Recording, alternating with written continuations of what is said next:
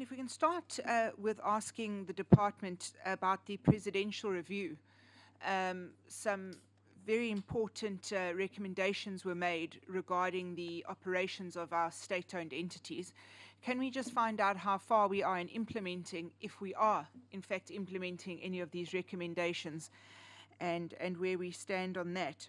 Chairperson, can we also find out from the Department of Public Enterprises if anyone is on suspension currently, and if so, how long we can expect those suspensions to last?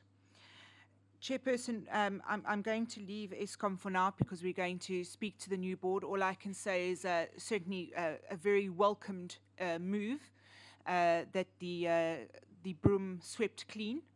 And certainly people in charge of Eskom now that the country can have a lot more faith in to lead an entity of that size.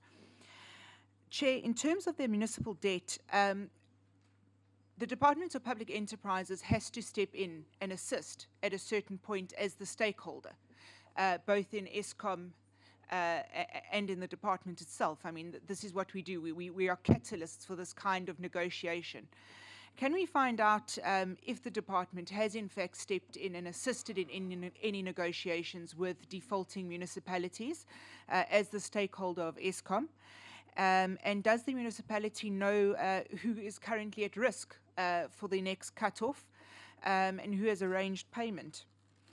Chair, in terms of Transnet, we don't need to discuss the amount of dirty laundry that's been aired in the media recently.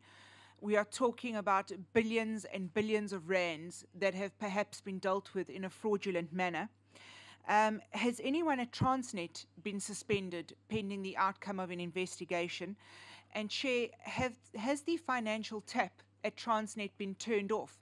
In other words, even though they are under this cloud of possible infringement of many of our South African acts and certainly a cloud of state capture, is money still being poured out, or has the department stepped in and turned the tap off?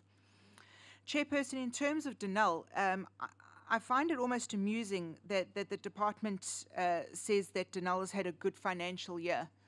Chair, we were lied to blatantly in Parliament by being presented the false documents. I personally won't deal with Denel until such time as we have the correct financial statements. Has anyone in Denel been suspended because of this kind of activity? Chair, what is the Department of Public Enterprises doing to rectify the situation at Denel, if anything? And Chair, over December, we learned through media reports again that Denel may have been unable to pay salaries. So can we please just get an indication of what the current financial situation at Denel is? Chair, in terms of South African Express Airways, I think that probably for me the most frightening aspect of it is, as Honourable Ranto said, she did say don't get too excited, and I don't think any of us did. Chair, we were promised that there would be, in fact, the Minister promised us on the 8th of March 2017 that the annual general meeting for SA Express would occur soon. To date, unless I'm thoroughly mistaken, there has been no AGM. Could we please have a discussion about what's happening there, and also what's happening with the short-term rental agreements that SA Express has, where their costs are spiraling out of control because they're renting airplanes continuously? Chairperson, also environmental studies are showing that there is a slight problem, well, more than a slight problem, I think that's an under-exaggeration. Environmental problems, especially around the Alexander Bay area in the Northern Cape. Has Alex Corr been called in? Have the correct environmental impact studies been done? And is there any progress underway to rejuvenate the land that was practically destroyed as a result of overmining in the area?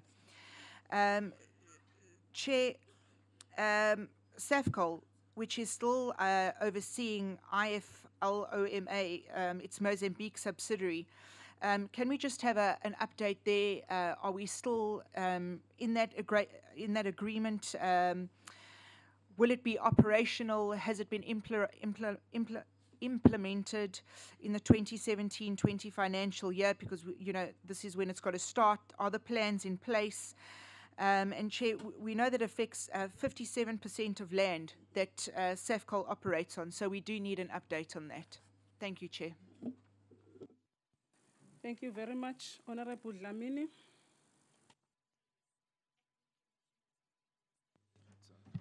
No, thanks, Chairperson. Minister, when I look at the team that you brought here, they look believable, all of them. But when we get the results of these state-owned companies, I don't know what happens. All of you look believable. You look like men and women of integrity.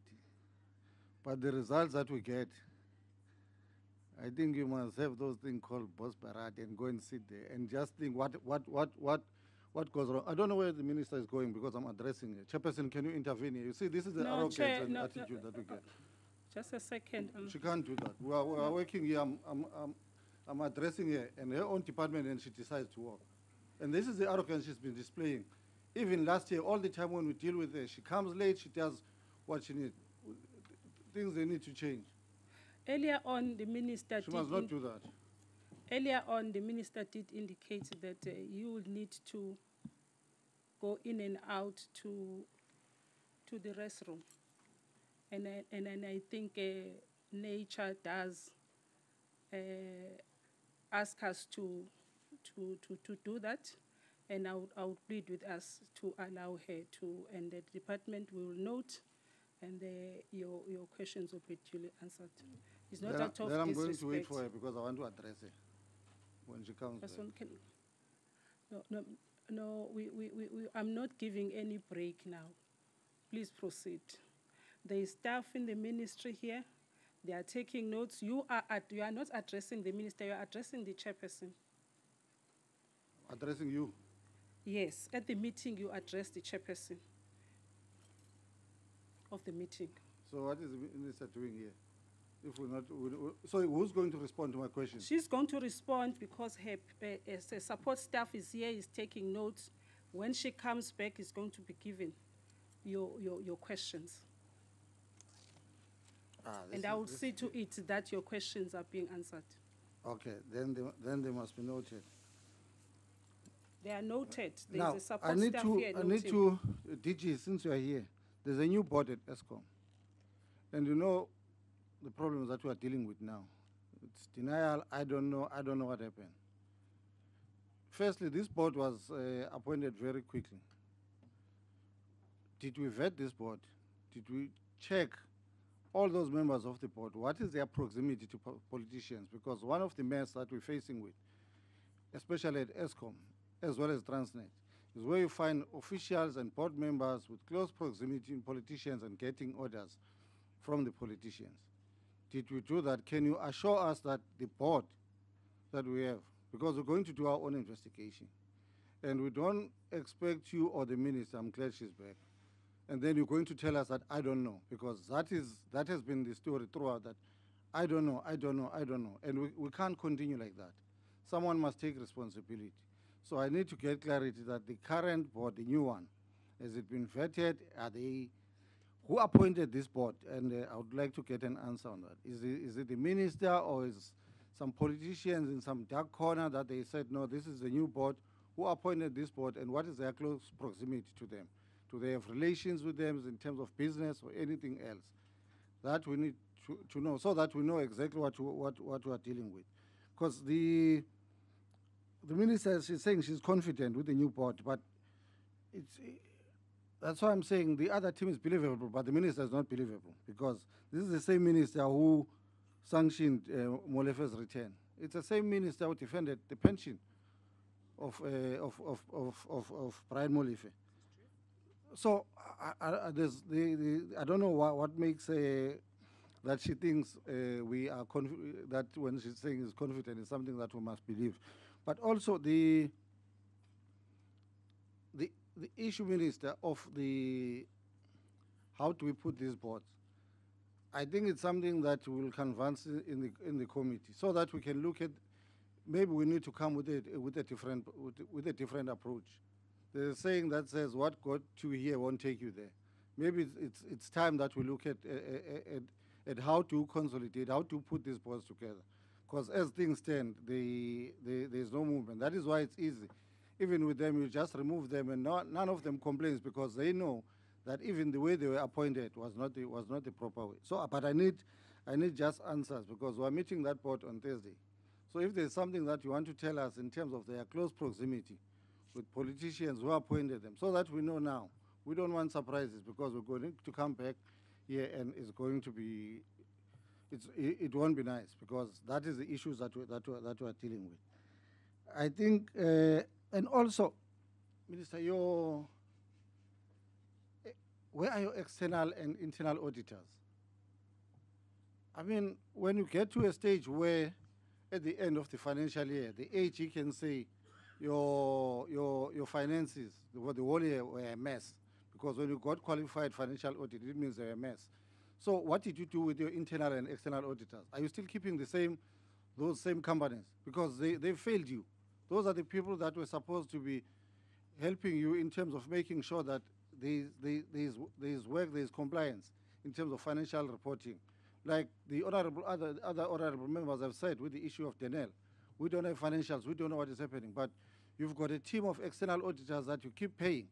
So where are these people? What is happening with them? If you've taken any action to those people, including your tax advisors, all of them, where are these people? Because we know that the ESCOM executive has fallen.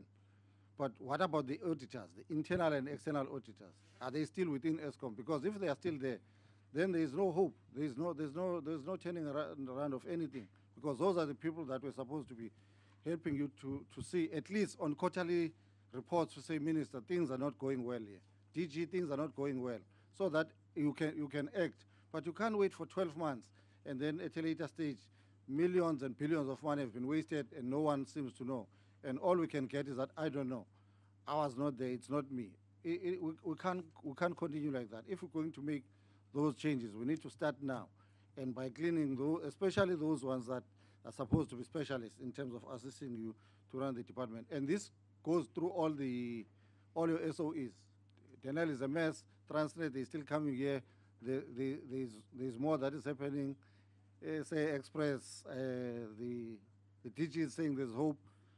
I don't believe that, but we'll see. So if I can get clarity on those few questions, especially with the board as well as these auditors, where are they now? Thanks.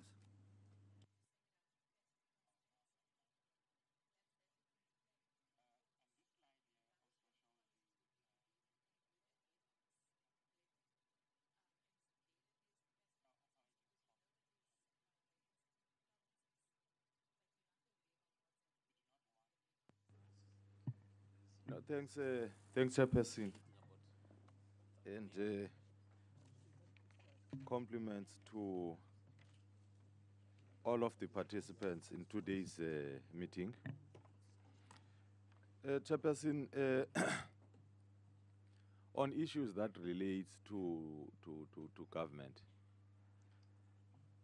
in fact, in governance on state-owned enterprises, they resonate their strength from the shareholder, of which I would want the minister to indicate as to whether all of the boards are actually engaged in terms of ensuring that there is a similar way of applying policy, different maybe as they should be, but generally there should be a way of managing these entities. On the issue that relates to Denel, AG and the department solution, I'm sure that is long overdue, DG. But I would want more elaboration on the authenticity that comes from the service providers of the AG in relation to information that they source from entities. So if there is a need for one to motivate for or against an outcome, since when did that start? And who else has been involved in that kind of a scenario? Then you begin not to believe as to whether what comes from AG is a legit or is the situation, is the current situation that prevails in that particular entity. Because we will end up here pointing fingers at individuals, but when generally the institution that give oversights over these entities is actually fed wrongly or correctly by service providers. On the vacancy rate, Chair, I must appreciate the feeling of the majority of the executive management positions in entities. But safe to say, the entities, chairperson, are not known. And it is for the last time that I say that in this. As a member of parliament, I'm washing my hands in relation to the marketing and the profiling of the state-owned enterprises. I'm saying it for the last time.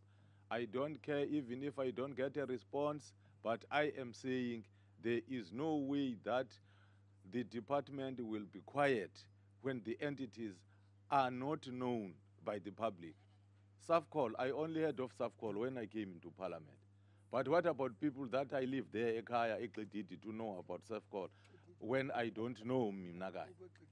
Ezilalini emakhaya. And then if they don't know these entities, how do you expect the communities to know the role of each entity? They will only know when there is something wrong to say a particular CEO or a chairperson has embezzled funds. What people know about us is the wrong, but not the normative and the ideal situation before all the wrongs are coming up. It is not right, it does not help us, and it means we do not account to the communities. On localization, DG, we have been saying that there should be a benefit as it relates to local service providers. And in that, we should be having a policy that seeks to ensure that the local service providers are put to the level of the global competitors in any field. But if there are certain policies, maybe from each entity, you should be having such kind of an indication to say, Denel, to say, ESCOM, what is it that you do to ensure that you don't remain with service providers who have been here for 40 years because of incapacity? You cannot change. It's not correct. Ayikho right loo nto. Mabenziwe abantu bakuthi participate at that level. Banga expectwa into uba baziyele, abazuzizela, because the conditions that are there, even for them to access funding, zibenefita abantu.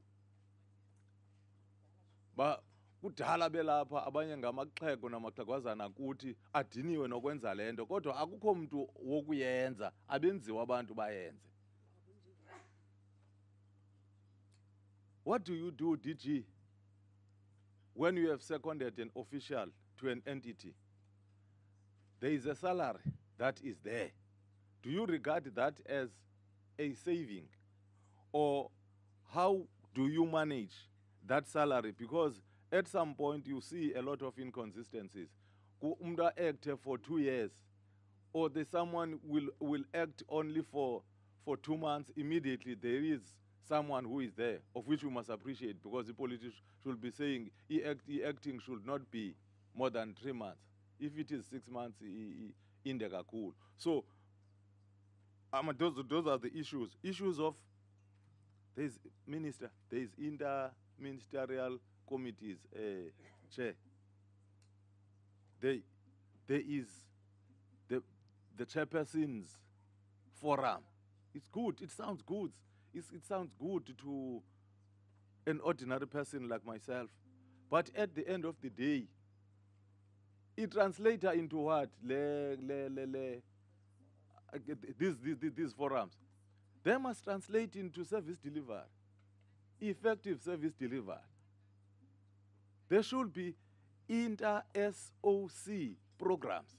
There should be reports, because these entities should not be competing against each other. They should be complementing each other in order to achieve the goal of each entity overall of the department.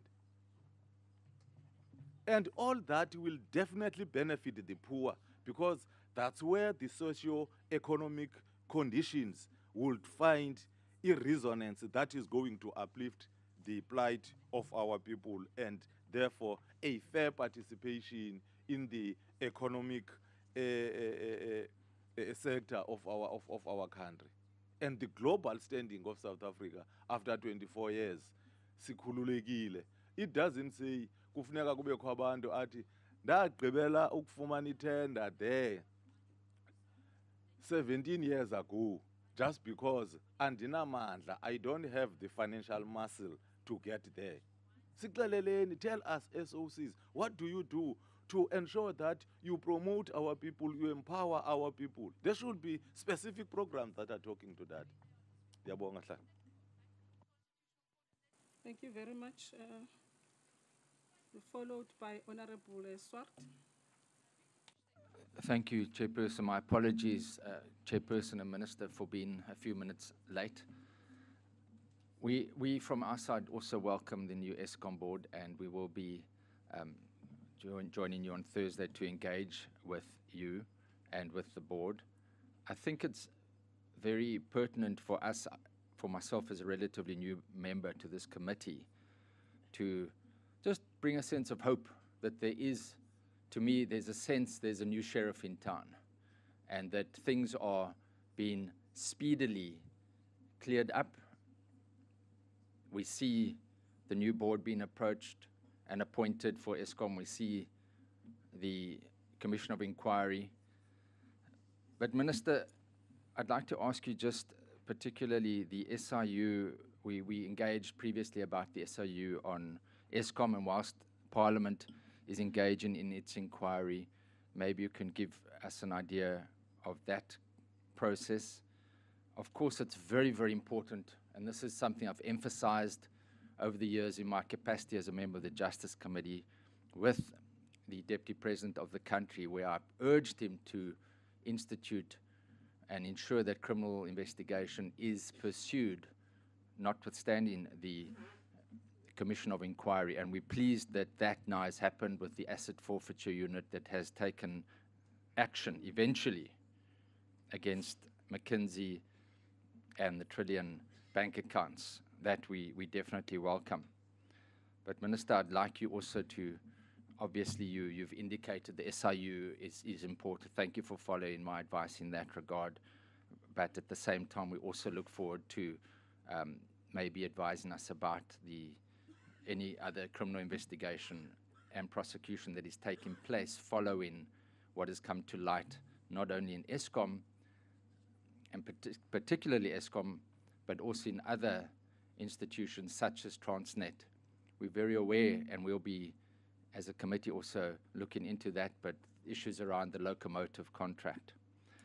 Minister, I'd also like to give us an indication of progress with the shareholder management bill, something that we are looking forward to. You indicated that during this committee's engagement with you and in your speech as well. I think that is something that is very, very important.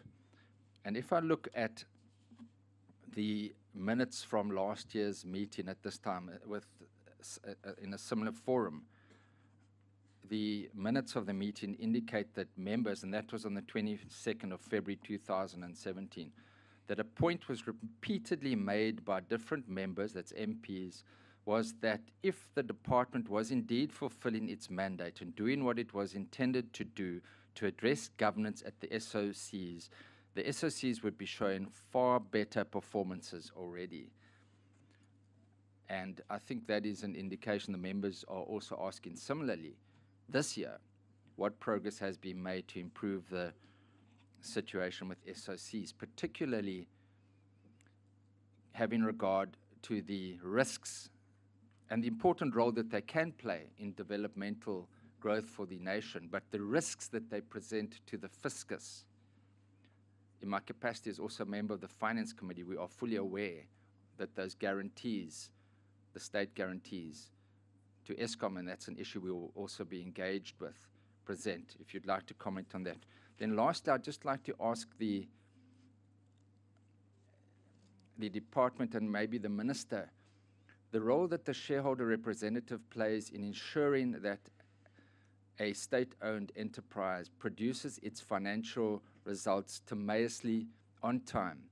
And we know the pressure that was put on various entities, and particular Eskom, with its financial statements being late, the ones that are were due by up to September 2017. They were due earlier, and it reached such a critical stage that the Johannesburg Stock Exchange threatened to stop listing the bonds of Eskom, which to me is a very, very critical situation. What is the role of the department and the shareholder representative, Minister, to prevent that situation arising? Thank you, Chairperson.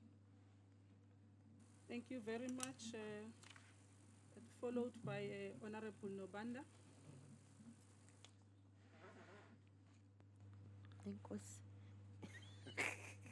Thank you, Chairperson. On the shareholder management bill, I would like to add to what Honorable Swart has just said. You know, when we came in 2014, I think it was called it was the shareholder, then it became the government, something like that. And almost every year, every meeting, we ask this question on this bill. And every year, every meeting, the minister will tell us that it must first go to cabinet must approve, and then it will go where, and then it will come back, and then we will take it to the public, and then come back. Every year it's the same story. On the 2017-18 APP, the bill, it appears there that it will be released by July or September last year, 2017. Now, if I heard the minister correctly, she said the bill is still to go to cabinet. So I'm asking myself, we came in 2014, this bill was on its way to cabinet. It's 2018, it's still on its way to cabinet. And when you go back and read, this bill has always been, even before when we came in. How long is this road to cabinet? And when are we reaching cabinet to come back to us for it to work? On the Presidential Review Committee, the IMC is chaired by the Deputy President. I would like to know of the achievements of this interministerial committee to date. The third one, Chair, it's on the department. I think the DG, if I heard the DG correct, he was saying that in one of the measures they are taking is to appoint service providers for the SOEs. Is that right? For board evaluations. So the department will do the evaluation, and then after. Sorry, Chair, through you. Ordinarily, the board appoints the service provider to do an evaluation of themselves. But this time around, we took a decision that we will appoint the service providers who would do the board evaluation. And then those results, the minister would use to determine whether this board stays or not, or which aspects of the board is not performing well. Just a clarity of that Okay. confusion, the questions will be responded So later. the board evaluation will be done by the department, and then the minister will recommend which service provider, or is that what you are saying? I'm not hearing you properly. Okay, just continue ask questions. He's going to clarify later. The reason I'm asking, I wanted to find out if the department is going to take over whatever umsebenzi othile obufanele wenziwe yi-board. Are they not taking irresponsibility board to the department? And if that is the case, shouldn't we be finding ways of making sure that our boards do the work that they are supposed to do? And if they are unable to do such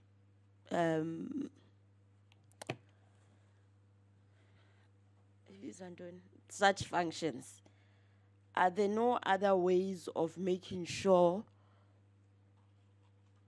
that the boards will comply? Like in that, yeah, I think you get what I'm trying to ask. And then at Alexco, when we met with the Department of Rural Development, one of the things that we agreed on in that meeting was that the department was going to meet with DPE and find a way of coming to a conclusion with this Rachtasverveld money and everything that is happening in that area. And from what I've been reading, it seems that the meeting did not materialize. My question is, Minister, did this meeting ever materialize? That is number one. Number two, how long are we going to have to always talk about this 45 million Honorable Ranto was asking if it's in the cupboard or what? Because it's also one of the things that we have, ever since we came in, we've been asking the same question. And we get different answers of what is happening with the Rachtasverveld. What is it? Is there something specific that the department should be doing or could be doing to assist that community? And if so, why are we not doing it? It's been more than 5 years now with this. I don't know whether to call it a crisis or, yeah. Thank you, Chair. Welcome, you're welcome. Honorable Mare.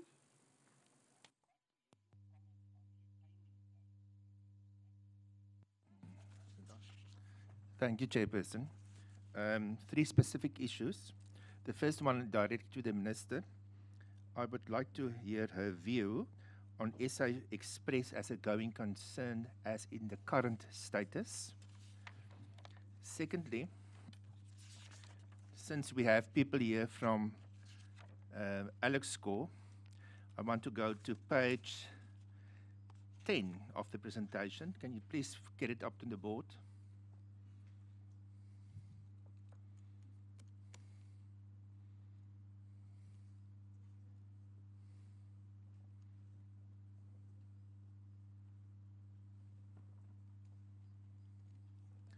Page 10. And the heading would be Alexco Board Governance. first one, the last sentence of the first point. The department's interventions has unfortunately proven to be futile in this regard. Can I have a response on this, AGM and the secretary that's been outsourced, please? Then, lastly, to the DG directly, I requested in the first 6 months of 2017 a report from the DG at a meeting when they were here on the updated status of the capital expenditure program running in Saldanha Bay Harbour of Transnet and Portnet.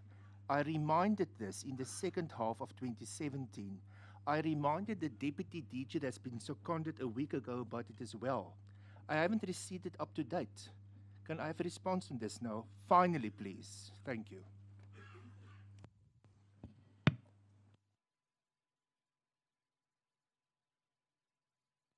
Thank you. Honorable Tseli, it's your turn. Thanks, Chair. Let me join my colleagues in welcoming the intervention that has been made by government regarding ESCOM. I had quite a number of issues that I needed clarity on, but in the light of the meeting that you spoke about, Chair, maybe let me park my questions for the Thursday meeting. Three issues that I need clarity on. One is with regard to Transnet. There is an issue of the excessive pricing in port charges that I will need to be clarified on. That is under investigation by the Competition Commission. Honorable Ranto, I think Honorable Nobanda as well spoke about the Richterfeld community issue that has been outstanding for quite some time.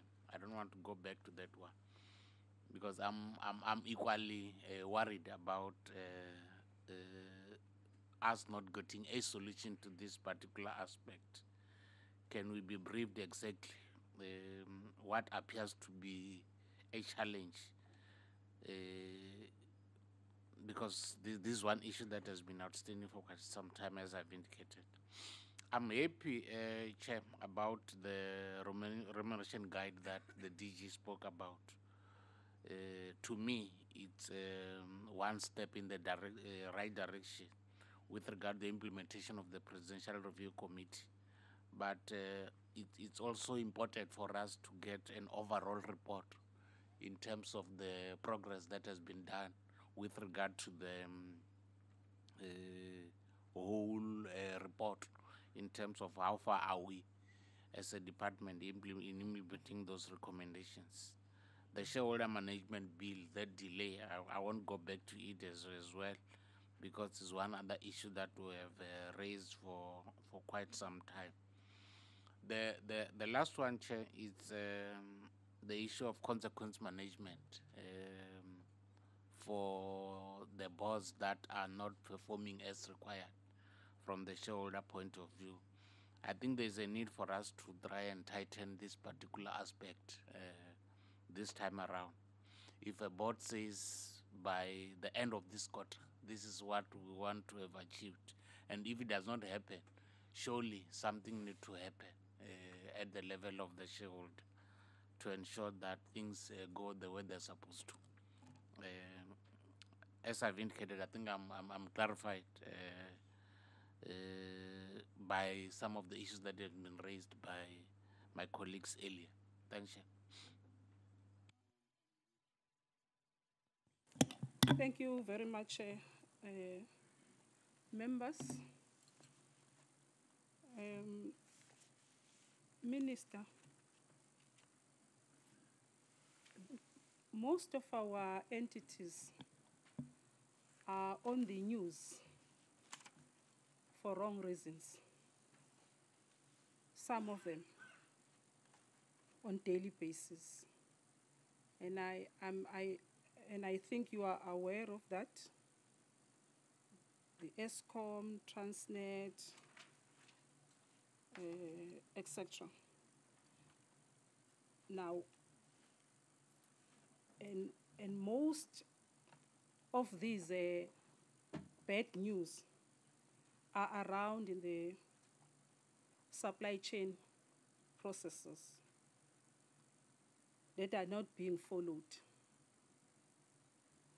To me, that means the procurement policy is not being complied with. There is no compliance. If there is very little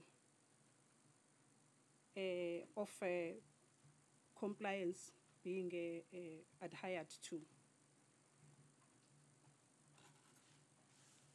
The open tender that has been worrying us in ESCOM of the coal supply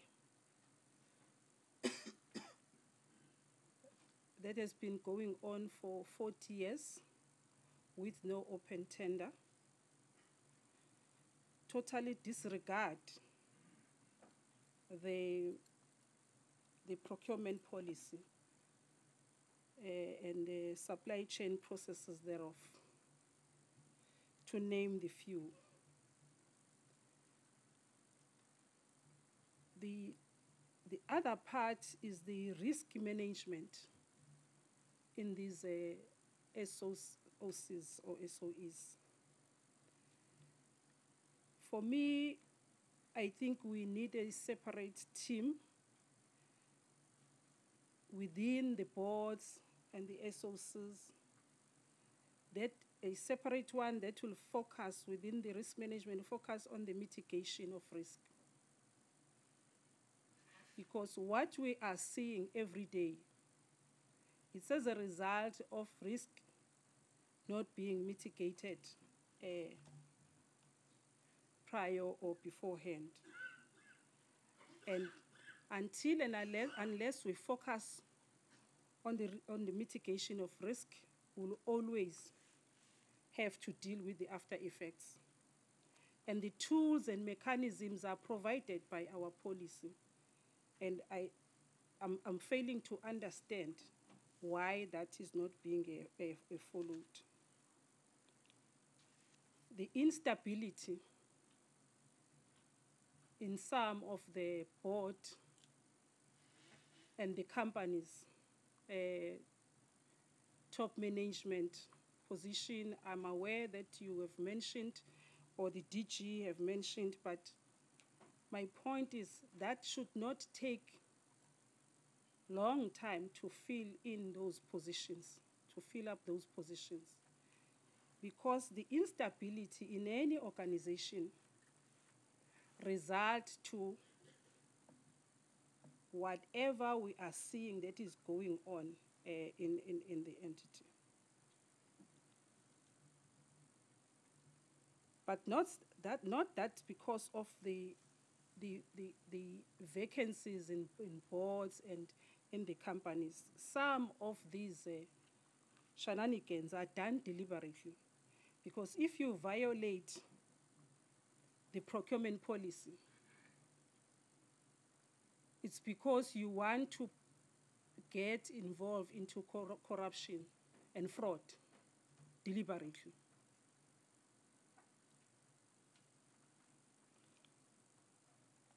And in this governance issues and the turnaround strategy, that this time must be implemented, because it's very easy to say we have developed a turnaround strategy, but not being implemented and being monitored.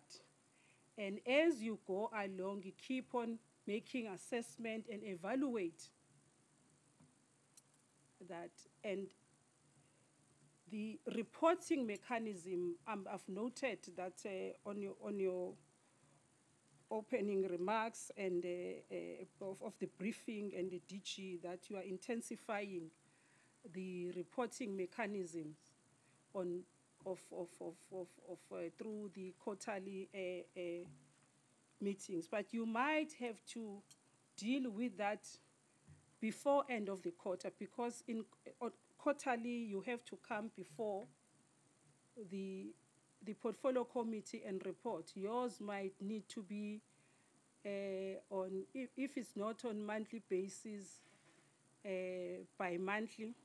But in some of the SOEs, given the nature of the crisis, because some are no longer challenges, they are crises, you'll have to come closer, even more closer, as a political head and as a DG within the company, as political head with the board on frequent basis. You might not need to wait for a quarter or a bi-monthly, given the situation that of a particular a company or a SOE.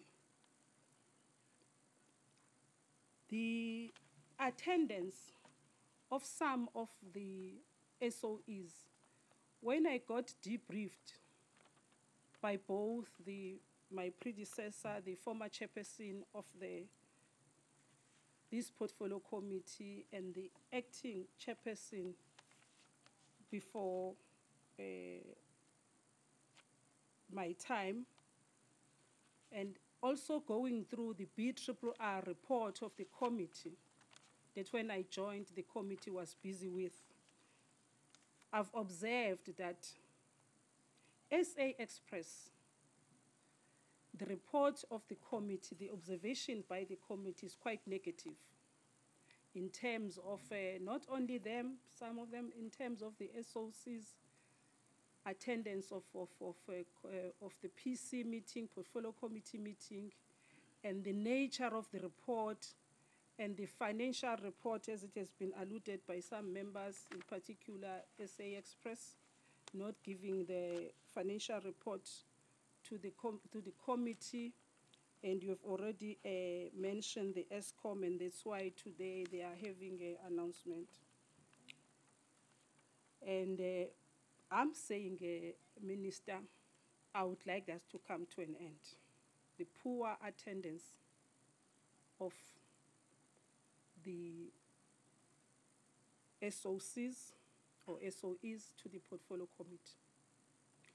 We will do our part in terms of issuing notices, giving them time to prepare themselves to come before the committee, and we want to have an assurance from your office that when we send the program and followed by invitations,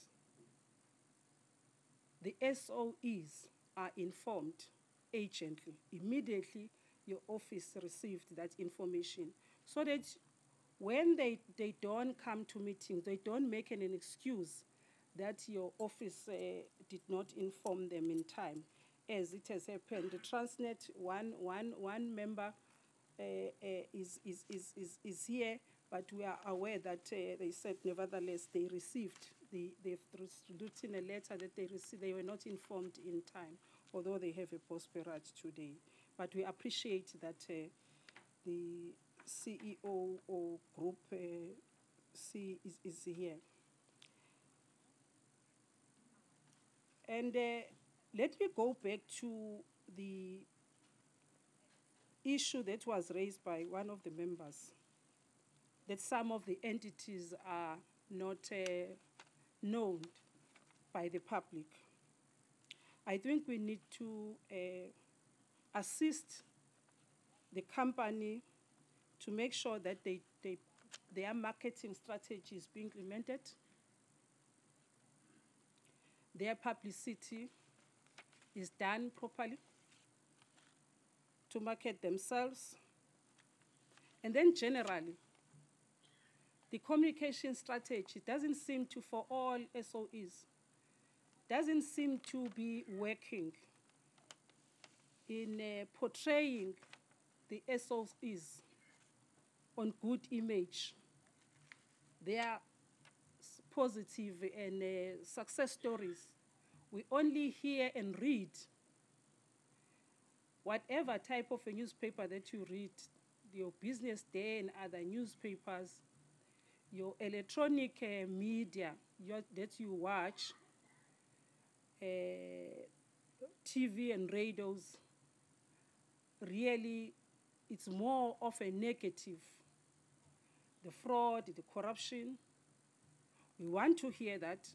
What they are doing, the media is doing a good job to elevate that and inform us that as the members of the public, but also equally would like to see the good work done being being given, and the information being given to the public through public media houses and different types of media houses, electronic and print media. When I was mentioning the SA Express, the Dinel also finances. So I think your office has already received the program for this quarter, so that yourself and the SOEs prepare yourself on those dates that you'll have to come to the committee. If really you are unable, we'll appreciate that at least, because we understand that the meeting takes place on Wednesdays, but at least your deputy minister to be able to attend. There's nothing we can do about the date, the Wednesday, because we understand that it's a cabinet meeting, but the parliamentary program as well, there are too many committees, hence other committees have to sit on a Wednesday. So that's the challenge that we'll face together as we go along, which is faced by a number of committees. The timelines on the shareholders management bill, would like a minister to get timelines. I recall that you mentioned that you are, it's subject to the approval by the cabinet, if I'm not mistaken, but we really like to get the timeline. And lastly, from my side, is a resignation of a CEO in SA Express that was appointed in 2006 and resigned in 2017. Appointed in 2016, as I was correct, and resigned in 2017. What are the reasons behind that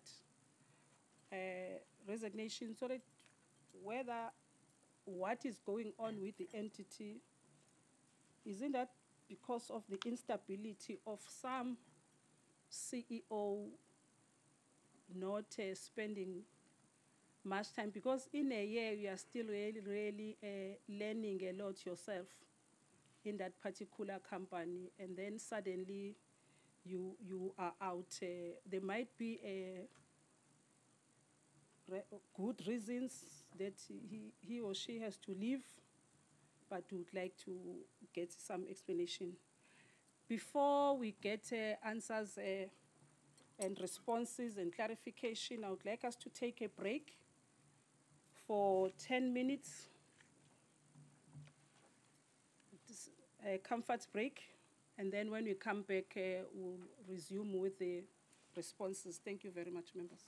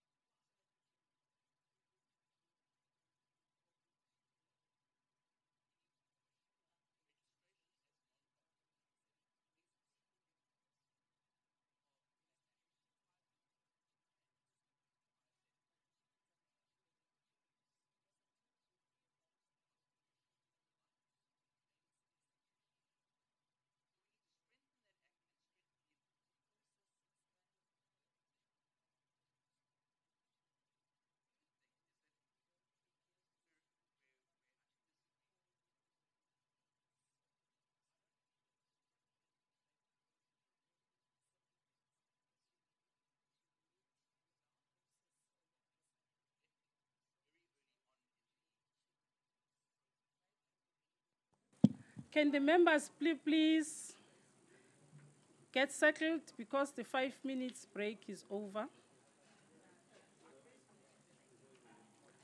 I would like us to keep time always.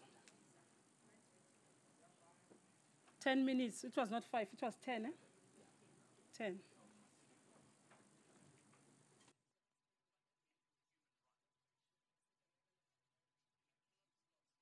I have sorted out my clock and yours. I know the the cell phone one is the real one. It's like your ones. You can't dispute this one.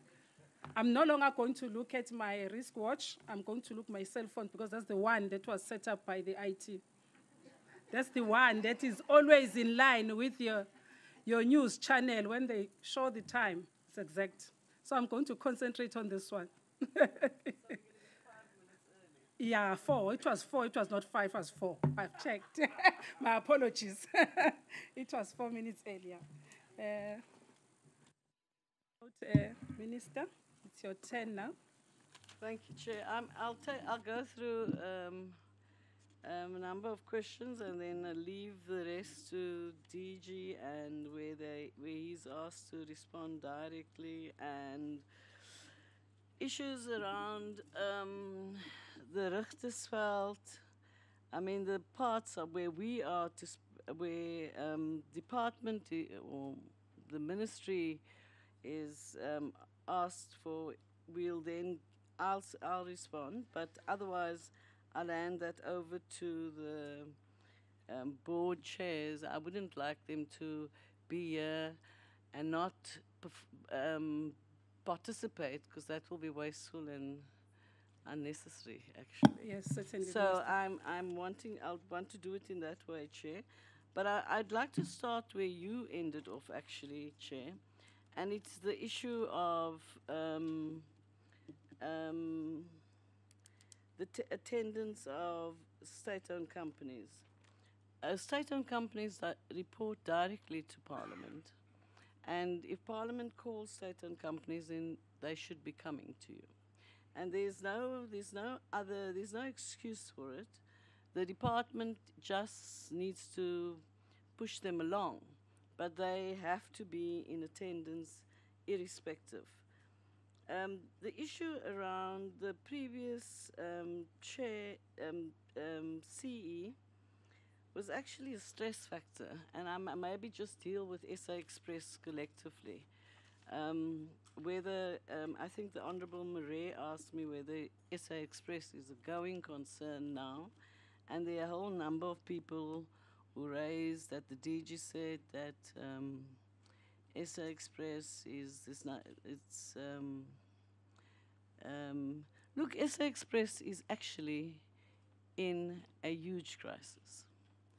The DG said that since we have appointed an acting CEO from our own department, seconded somebody to go there, it is strengthening.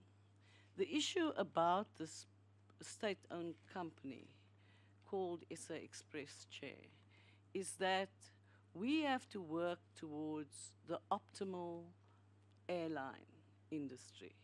Everywhere in the world, it's probably the one industry that is not viable unless it is highly subsidized by its country, if it's a country airline. Now, I'm not saying SA Express has to be highly subsidized, but we've got to get SA Express, and you saw the first or the second slide where it actually shows that we agreed with the previous CE and the previous CFO that we will separate, because they were just not holding the company together. There are high leases, and I know somebody else has asked that question. They lease aircrafts because we actually should be purchasing 50-seater aircrafts. And but they don't have the money to do so. I mean, I will allow Matsi to talk to the issues, but that's the sort of high level issues. The other issue is that we've got to get, and it's a discussion that we're having with National Treasury. National Treasury convenes this committee, where the optimal structure has to look at what happens with SAA, SA Express, and Mango, and our 2.5% in SAA Link. And that has to be brought together. Now there is a discussion. Baines has given us the proposal. All we need to do now is that National Treasury convenes us and we come together and decide what we do with SA Express, what we do with Mango, and how we put this optimal structure for the airline together. That's part of the reason, and I know it was a question as well. I am not too worried at this stage about the urgency of appointing the executives. Because what if we say that SA Express mustn't continue to exist, that it must be folded into SAA? Then we only need one CE. We only need one CFO for the operation. So at this stage, I think we're in a, the acting CE can present some additional issues and more operational issues. Talking to her on the telephone, she seems to be getting on top of the issues on how we need to deal with SA Express. So the issue about, we had somebody that we brought in from Denel Aviation to be after this, the CE and SA Express decided to part ways. We then seconded someone from Denel C, and that was the CE that you said was appointed in 2016 and left in 2017, Chair. And I think it was just too stressful, actually. And he's gone back to his old job. So he's resigned from being in SA Express, and it's on those grounds that we had to get an immediate intervention, and we sent Ms. Magolo. The marketing for every SOC, I think I take that point, both Dr. Luyenge and yourself has made the point. I take that point, although Alex Score actually is only as important to the surrounding community. A SAFCOL is probably the most important to the SAFCOL, to the Mpumalanga community. But I take the point. I think it's very, very important. Risk management is actually a separate body within the state-owned companies. It's a separate committee. It's the Audit and Risk Committee. And in fact, what we have been discussing, that audit and risk should actually be separate, and it is a statutory committee. It's the only other statutory committee other than People and Governance Committee. So, but you've seen, Chair, that we're talking about how we want to mitigate it at the shareholder. We almost have to also relook our own position, because we've acted in the way that every other GPE 5-year period has acted. But it seems that we've got to up our game in what seems it is so, to deal with risk management. And in fact, if you look at the slide 24, I think it's in your additional set of slides. That's actually the shareholder oversight. And the direct powers and responsibility in the soft governance framework. And there, between the shareholder representative, executive authority, and the board is almost a fixed line where the board really should be able to pick up the risks before anyone else pick up those risks and be able to report those risks to the shareholder. The shareholder, in the same way, if they pick up any risk, just in the intel, should be able to immediately go to the board and ask the board to deal with it. The board immediately goes down to the management to try and get the issues resolved in that way. Now, just dealing with the supply chain processes, but I mean, DG can also respond a little bit more about the structure that we have put in place around risk management. The supply chain processes, this links up with the fact that in the two financial years, the procurement and contract management has been identified as key risks within the state-owned companies. And this comes to the point that Honourable Member Swartz raised, and raised with me outside of this venue around the SIU. Now, at the time, I immediately went to apply and put in an application to have an SIU investigation into procurement and contract management in both Eskom and Transnet. And yeah, I also deal with somebody else's question who asked, are the taps open in Transnet? I've written to the president because we are now awaiting sign-off on the SIU. So it's gone in about 3 months ago already. And we were then told it was at Justice.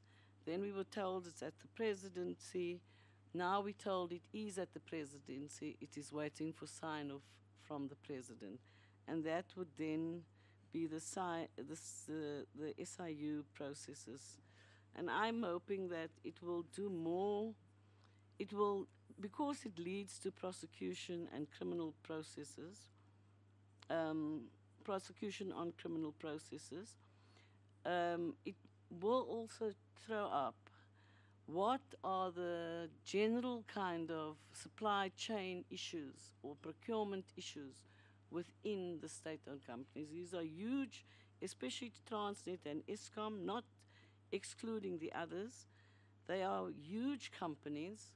In fact, the first meeting with the chair of Eskom, I recommended to him that we should relook the decentralization of procurement within Eskom, for example, and centralize procurement so that we have better control over the procurement within Eskom. Of course, this excludes the procurement of coal, Chair, in answer to your question. It excludes the issue of coal. But in the significance materiality framework, we have included coal for this year to the tune of 1.5 billion rand, so that anything over 1.5 billion rand must come as a PFMA application to the department. So there is also quite a number of questions around the Presidential Review Committee. Remember, out of the Presidential Review Committee came the IMC led by the Deputy President of the country. And out of that came a number of areas that we've been working on. The one was the development of boards, and that is led by the Department of Public Service and Administration. And that has gone to Cabinet twice already. And it comes to Cabinet for discussion, it comes to Cabinet for debate, it comes to Cabinet for a number of issues, and then it goes back so that it can be strengthened with the kinds of issues that came out of Cabinet. We've also have the remuneration of, I spoke to that earlier, the REM standards. Now the REM standards are ready, Honourable Member Tsedi, I think you also asked, we are ready to launch it actually. They're ready to go out into the public. And that also came out of the Presidential Review Committee. Then the third issue is the appointment of, I said the appointment of boards already. The Shareholder Management Bill has served before Cabinet 3 times already. And it served before Cabinet, and what has to happen is that it serves and it goes back for more comment from members. And it serves again, it serves at most Lekotla of Cabinet, and it comes back again. Because, so this year, it's gone through a number of processes within the governance structures. This year, I'm absolutely convinced we're going to be able to get the shareholder bill. Ursula just told me now that one of the issues that we still need to deal with is the socio-economic impact study on the shareholder management bill. And that's a new area that comes from the Department of Monitoring and DPM, the Department of Planning and Monitoring. So I know I've said before that the shareholder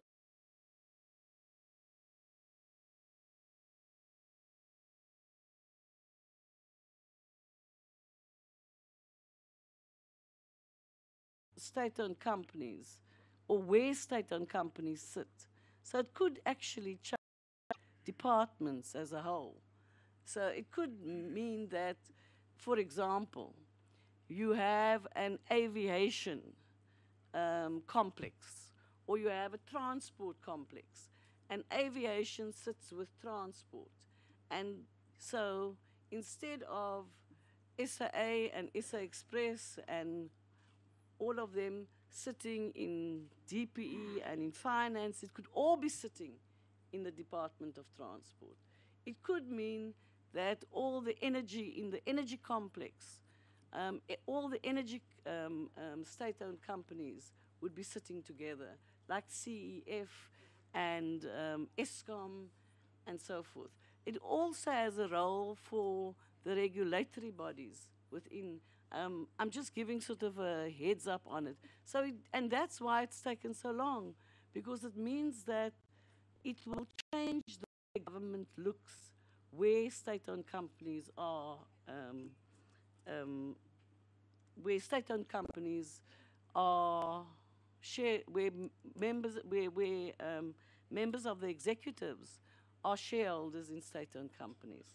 So, for example, Department of Transport and Prasa, my department and the 6 state-owned companies in my department, Minister of Finance with SAA and other state-owned companies in his department.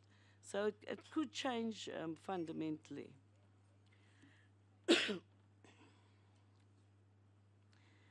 I'm awaiting the Competition Commission's report on the excessive pricing. Transnet maintains that they're not excessively priced. It's not excessive pricing, but we are awaiting the outcome of the Competition Commission.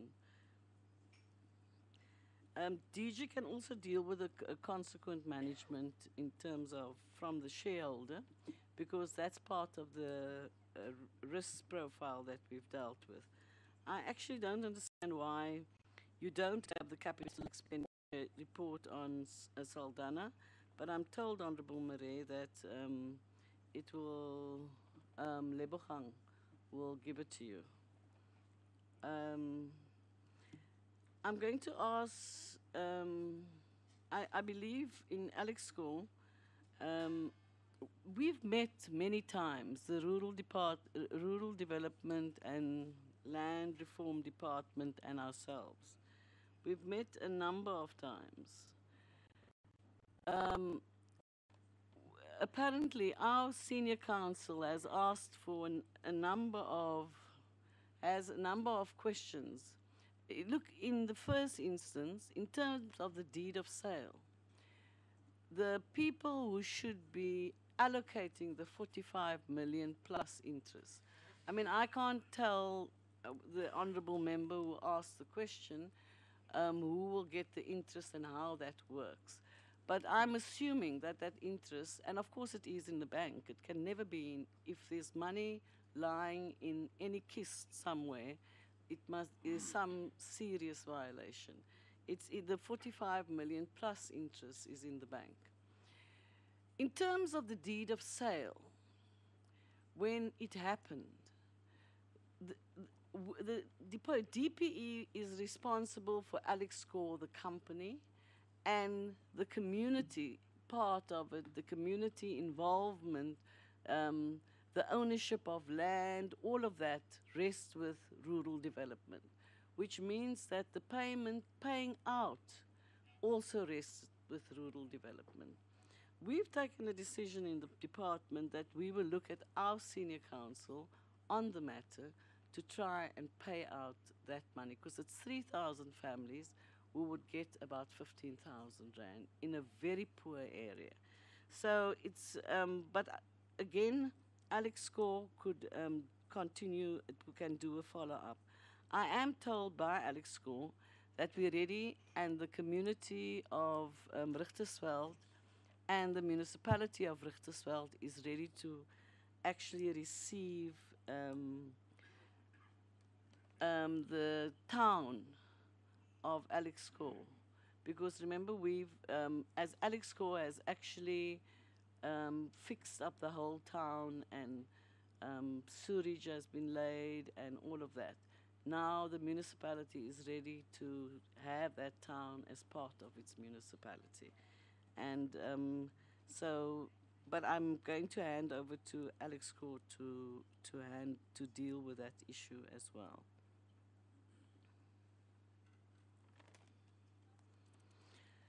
When we know that there's a risk to the fiscus, for example, with a liquidity issue around Eskom, for about 3 months, when we discovered the issue of liquidity in relation to Eskom, we started dealing with the matter between ourselves, National Treasury, and Eskom, and looked at all sorts of ways of trying to deal with Eskom's liquidity issue. That included issues like the RCA, like Eskom finding better ways to do cost savings, and so forth. So we have committees made up of ourselves and National Treasury that actually try to mitigate the risks to the fiscus. And I think that's probably why none of the state-owned companies have defaulted yet, because we try to mitigate the risks to the fiscus. But there are a number of reasons. It's not a question asked, but there are a number of reasons why Eskom was at this liquidity point that it's gotten to now. But I'm sure as well that when you meet with Eskom on Thursday, you'll deal with the issue in a lot more detail. The issue of localization is actually a headache, because the state-owned companies will give you figures that says that 83% of everything that we do in this area has a large localization element. Or the reason why we can't localize in this area is because we can't buy valves because it only comes from its OEMs. You've heard those answers over and over. But we've got to try and we actually have built it into, for this year, into this significant and we've upped the figures into the significant and materiality framework so that they actually deal directly and honestly with the issues of localization, that they show that there's no other way, that they, in a short period of time, that they are not able to source from locals within the South African space.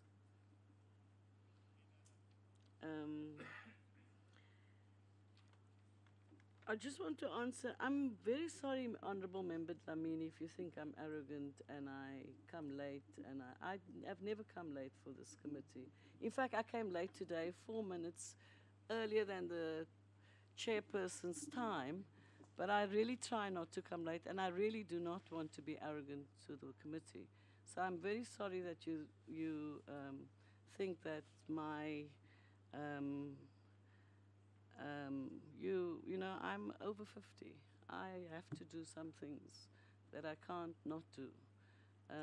So Minister, I did explain that. So I have explained to the chair at the beginning of the session, but I'm not being arrogant. I submit myself to this committee whenever I can. The only reason I don't submit myself to the committee is when I have a cabinet meeting on a Wednesday. Has the new board been appointed? The new board will now go to the first cabinet, which is tomorrow morning. And I will take it through to that cabinet for appointment. I did not sanction the Molefe pension, and that came out in the court case as well. Look, internal and external auditors are appointed annually at the AGM for each one of the state-owned companies. And I think the point you are making is a good one, though. I don't know what assessment the state-owned companies use to assess whether or not the internal or external auditors, but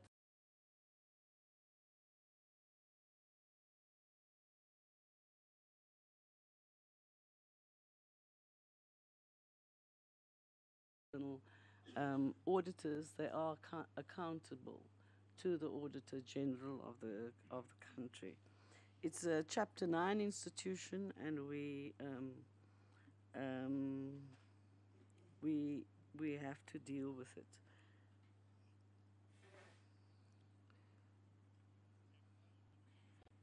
Okay, I'm going to, and I'll pick up.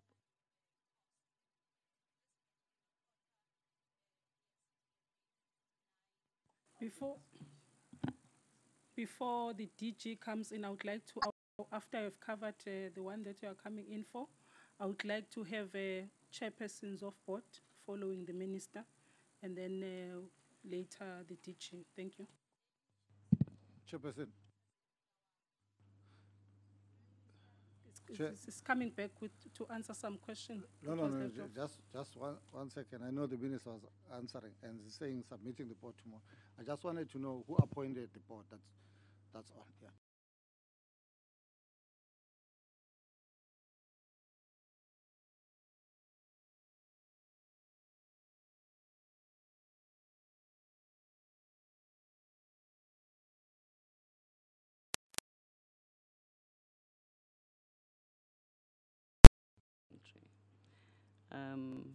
And then we've been in a process, DPE, of engaging with various business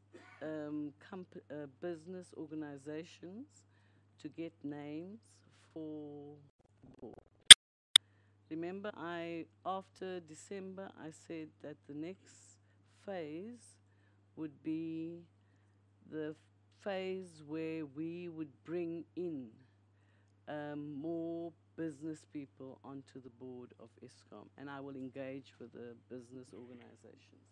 And that's what we did. So we had that list of people whose names were taken largely the names came from the list. And then, of course, one or two names also came from those in government who were in the room. And then I have to, as the minister responsible for, or the shareholder representative, I then have to do all the other processes, which would be the verification of, we check their qualifications, whether they have criminal cases against them, and so forth. And so there's a whole set of verifications that need to be tested. And I do all of that, and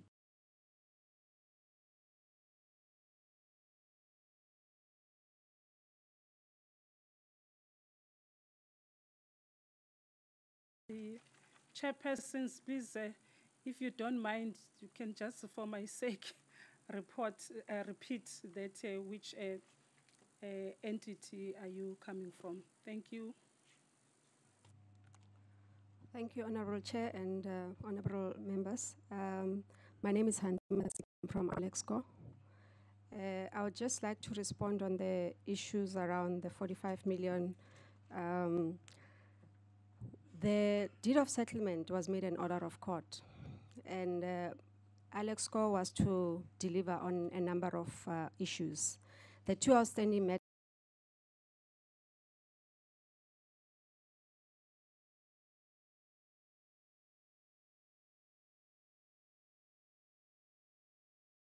was mainly for maintenance of the properties that Alexco will still be occupying for the next 10 years.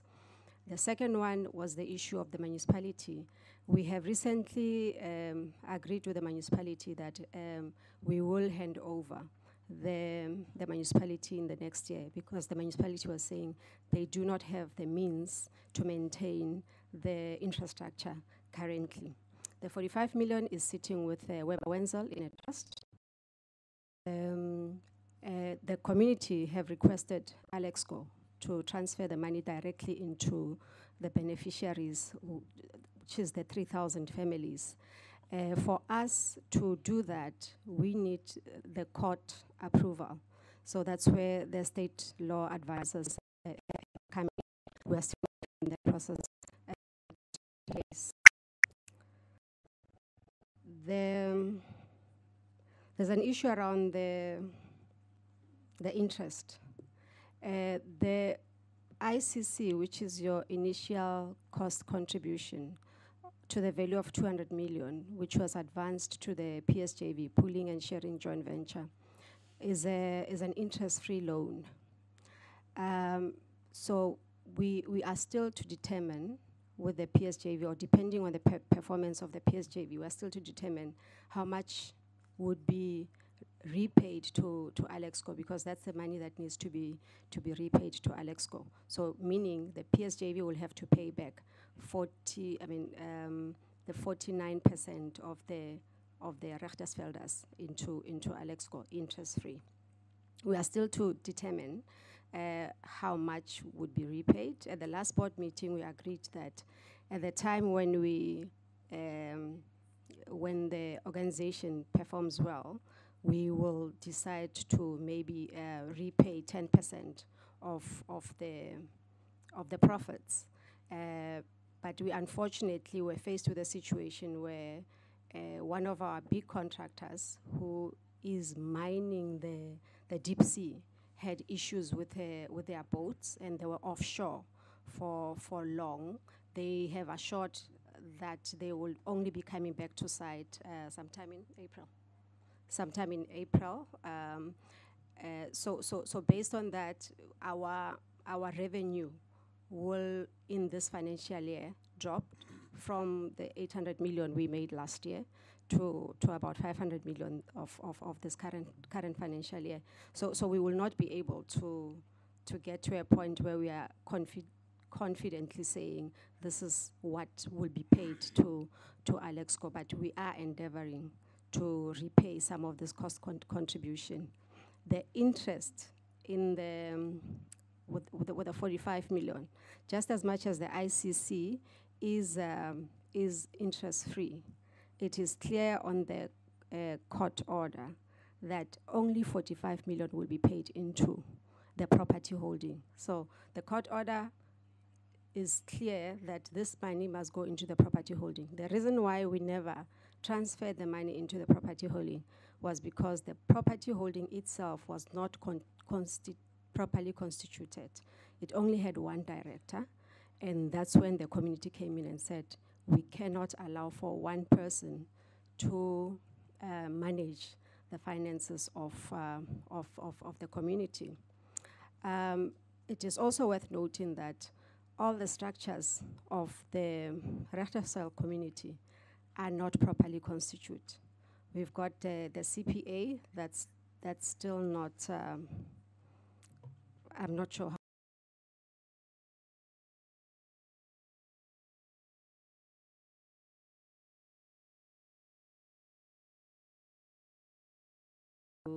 to sit. And once CPA is elected, then we will have all other structures properly constituted. Currently, we had to approach the court as the Alexco court to make available to us independent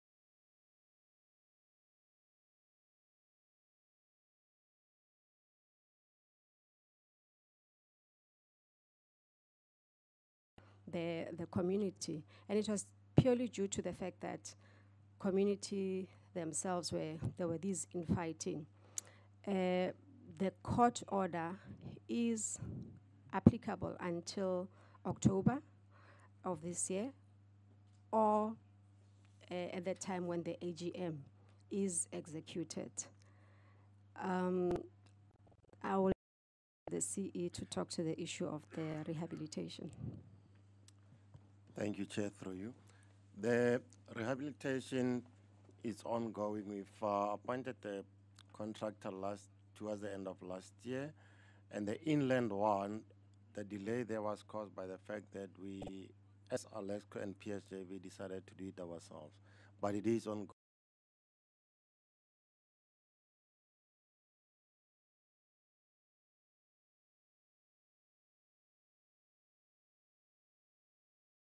Honorable Chair, members of this August House, Minister, with your blessings, I'm going to ask the Group CEO of Denel and Group CFO of Denel to quickly just provide the committee with answers. Thank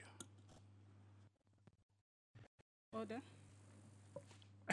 Again, Honorable Chair, Minister, members of the committee, thank you for the opportunity for giving us to come and really account for what we are doing in Denel. I have to say that, Denel is not an ordinary company, which we all know. Denel is a company that sells sharp-end goods, and most of our sales are international. So whatever we do in this country, whatever appears in manner in the papers, it becomes a problem for us internationally. So I would go briefly to the matters that are relating to what was being asked. The matter of the report as incorrect. It was not an incorrect report. There were issues that were not highlighted by the auditors, which now we have moved. But I do not want to preempt the tabling of the report on the 6th of February.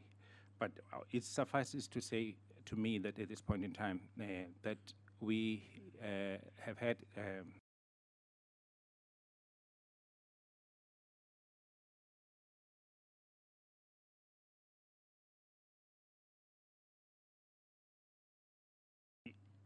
the issues of the salaries of Denel, you have to understand that Denel's expenditure a month, it's more than 600 million per month. And that has to do with paying the banks on the loans that we owe. That has to do with paying the suppliers, to do with paying the salaries. So we have to prioritize in terms of how we pay these monies, because if we do not pay the banks as expected, then we are in default. That can trigger a lot of things, not only in Denel, but in the whole of government. So we make sure that we will never, ever, ever default. The second thing is that we have never, ever not paid salaries in Denel. What happened in this case was that because we have these greenfield discussions with the workers, we take all matters that affect the company whereby we believe the workers can be of help to say that we will be able to, we have these challenges, we will be able to do these things and these things this month. You know. But what happened in December was the matter that we preempted and saying that we are having a slight challenge because we had to pay double the salary because there was a 13th check and other payments that were due. We have to pay the SARS, etc., etc. But then, of course, we have unionized members, and immediately it just went out of proportion. It went to the papers. But I'm glad and very happy to say that we paid all salaries. We do not owe anybody any salary at this point in time. Going forward, we are paying salaries. We did not have a problem in paying salaries in January. We will not have a problem in paying salaries in February, March, going forward. However, I need to caution that the expenditures of Denel are not small. They are huge. And the monies that we get in mostly come from our operations, and those are scheduled payments. So what happened in December created a bit of delay in terms of us being able to complete some of our projects on time. So, but we have plans, and we are almost catching up in terms of being able to make sure that we're able to pay all the salaries. There's what we call in defense a hockey stick effect, whereby most of the work is done in January, February, March. And we do about between 30 to 40% of our work during that time. So we have no issue in terms of paying the salaries February, March, and going forward. But the issue of liquidity in Denel is a serious matter, and it's not a matter that started now. I've been there for a very long time, and it has always been a matter. In fact, Denel has never really made serious money. We have spent a lot of, we have made sales over 400 billion, and then we have the expenditures are slightly over 400 billion. So really, you'll find that Denel has not really never made serious money in the industry. But this is the type of this is the industry whereby it is strategic to our security in the country. So it's not an industry whereby you will think that it's a buy and sell and make profit. So it's bigger than that. The picture is bigger than what we know in terms of operating as a company. The matter relating to the marketing and profiling, and it is true that we might, and we are not really exposed to the South African community at large for them to understand what Denel does and where is Denel going.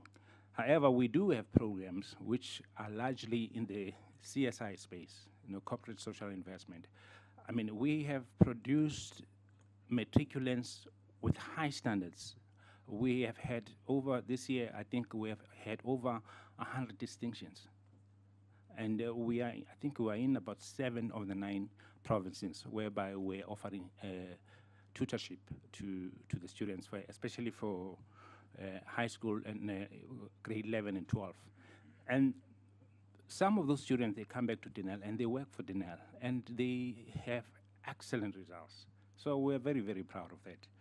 And the localization program, it is true that because of the nature where Denel got its programs before, some of the suppliers, in fact, most of the suppliers were overseas. We have a program, a strategic program whereby we are changing that. We are trying to localize as much as possible. In fact, 50% of our production now is local, and then about 30% of that is designated groups. So we are improving on that. We want to really, really improve on that. Denel needs and Denel must play a critical role in the industrialization of the Republic of South Africa, of our Republic, because of the cutting edge skills that we have. And we are aware of our role. So we cannot diminish our role just to be in the defense sector only. We have to expand our role in other areas of the South African economy, whereby we will be able to add value and be able to create other industries which can be sliced off from Denel and then they operate by themselves. This has been done in other countries. So this is one of our plans that we're going forward. So we do have a plan in saying that we would want to, and we are like to play a critical role in the industrialization of the Republic of South Africa. And we have developed few programs at this point in time, and we are implementing them.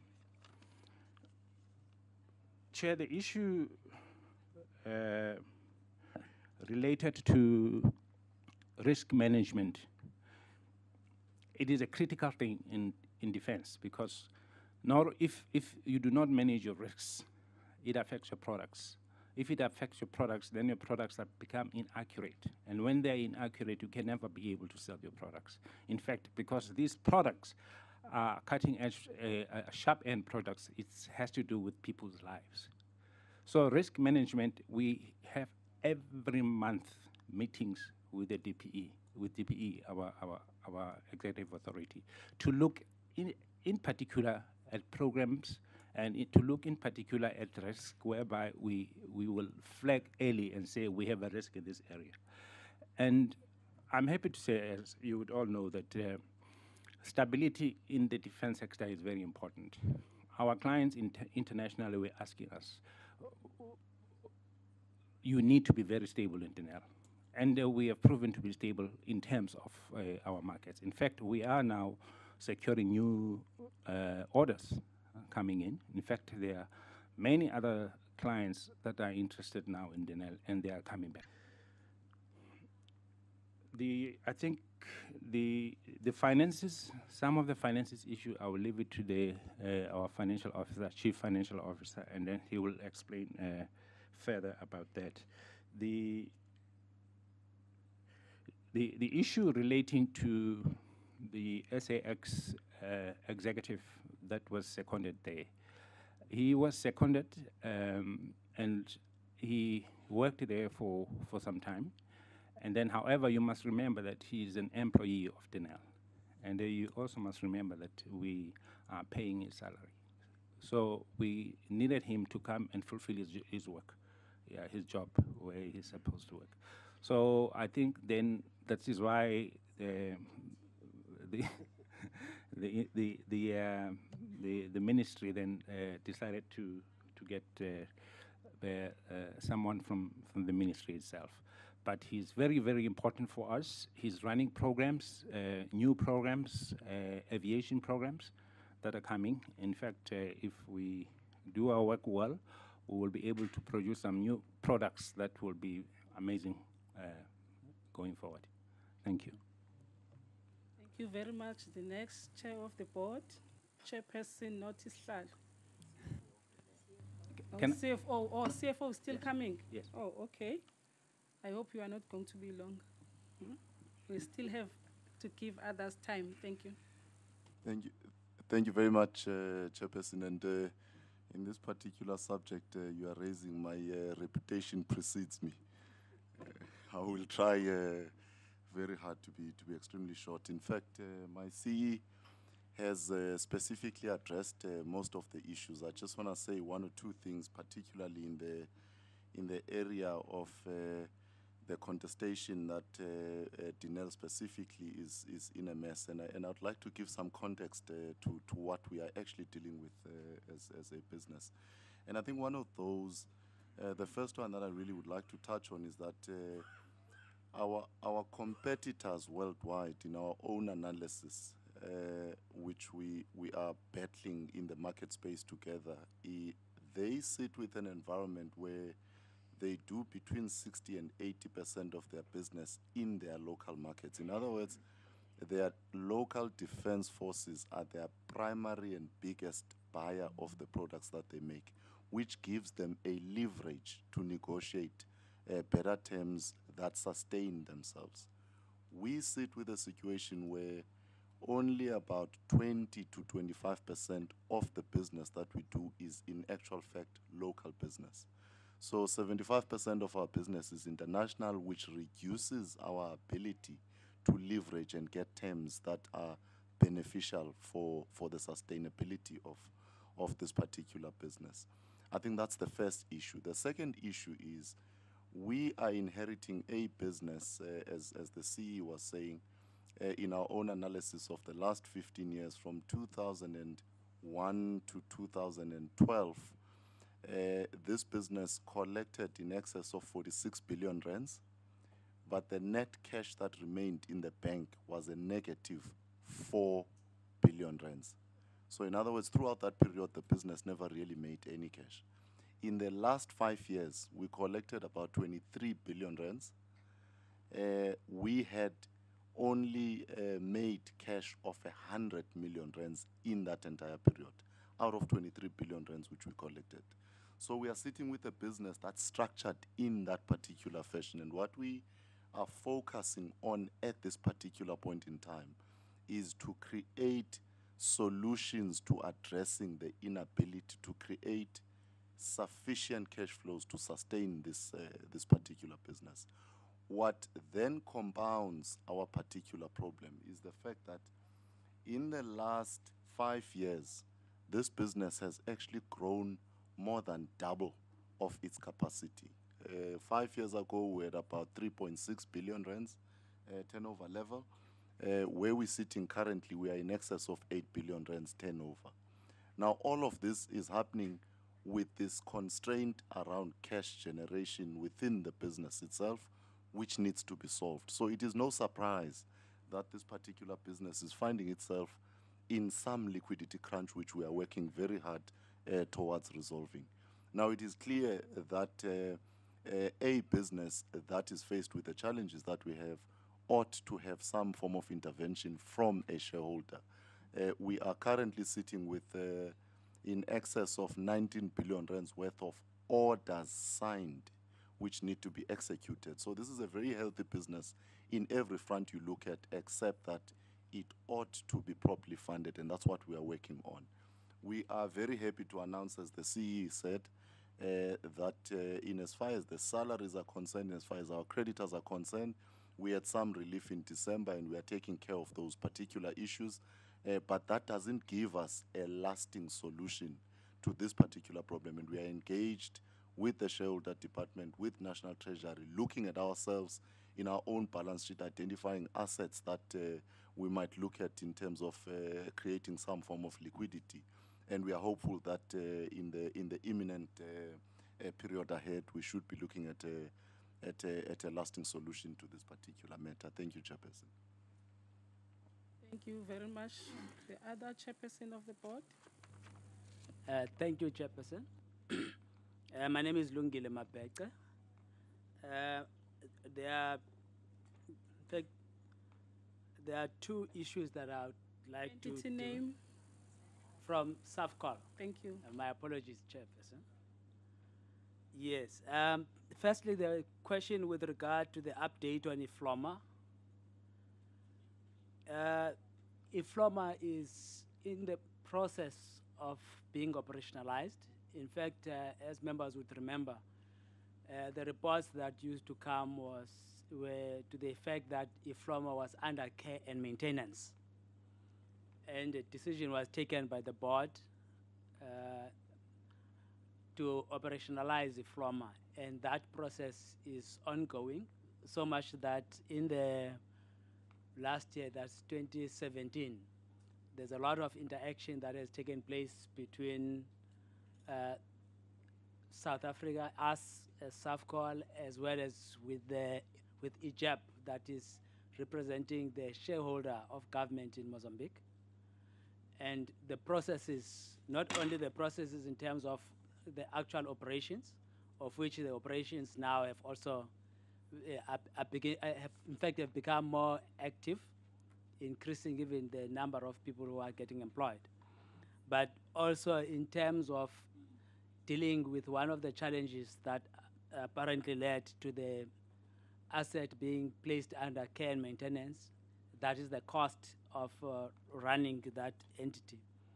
And those issues are being addressed because it turned out that one of the challenges was how the asset was structured or was designed to be in the first place.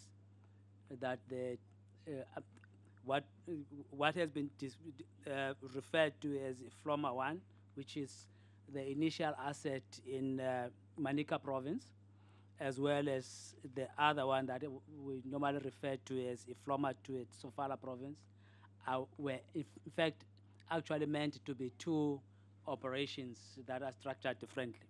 So all those things are things that are being addressed, and in essence, if FLOMA as an asset is beginning to take shape, and in fact is operational to the extent that there's a regional manager that is normally referred to in other companies a country manager that has been appointed to actually drive that process in Mozambique, a person who is a Mozambican himself. So that is about FLOMA. And then the other question relates to SAFCOL not being known by the public. Yes, I think that has been the case, Chairperson, to the extent that I was very concerned when immediately after our appointment as the current board, we attended a World Forestry Conference in Durban, hosted for the first time in South Africa, where every person who spoke on behalf of government of South Africa never mentioned SAFCOL. Mentioned SAPI, mentioned Mondi, but not SAFCOL, the entity that is supposed to be mentioned by government, but it was never mentioned by any. But I believe, Chairperson, that that situation has changed. At least in the past 12 months or so, there have been a drastic change to the extent that, in fact, in the past, if you look between September last year and now January, there have been quite a lot of things that have happened in practically on TV, on radio, in newspapers. There have been, including industry publications, there have been something about SAFCOL, because amongst other things, we have been driving forestry industrialization, of which we held the Forestry Industrialization Conference on the 4th and 5th of October. That received a very broad coverage, including not only with your SABC TV coverage, including CNBC Africa, that went beyond just South Africa in terms of the coverage. In fact, I'm told the last coverage that has appeared was on the 26th of January with CNBC Africa Chairperson. So the processes, in fact, that's one point. But the other point has been, which has been a point of challenge in as far as SAFCOL is concerned, has been the branding part, which the board took a decision to address. Hence, you see the new branding with regard to SAFCOL, which branding is in the process of being rolled out to include, to deal with the subsidiaries that are also causing confusion. Because if you go to Mpumalanga, Limpopo, or KZN, people in the community don't know SAFCOL. They know Komatiland Forest, which has a totally different branding for that matter. So all those things are things that are being addressed to an extent that now there's a process of the community, the public getting to understand the SAFCOL as a group. You know, so much that there are invitations that have started to come, even from communities in the Eastern Cape, for career guidance and other things to show that, in fact, there is movement towards getting SAFCOL to be recognized as a national entity that should be having presence or effect in the different areas of the country and beyond. Thank you, Chairperson. Welcome. Thank you. Next Chair of the Board. Chairman, my name is Trevor Abrams, members of the committee, Minister. I'm standing in for our Chairman, George Motema. And I'd just like to make some brief comments before just asking our CA to fill in with some details. I'm a bit alarmed to hear that we were mentioned and not attending this committee. I was not aware of that, and I'm sure we will take it back and ensure that we do attend regularly where called. To the committee members, I'd just like to assure from the board's perspective in terms of governance, we have been acting very decisively on Malfians where there's performance issues. Sorry, it's SACs, my apologies.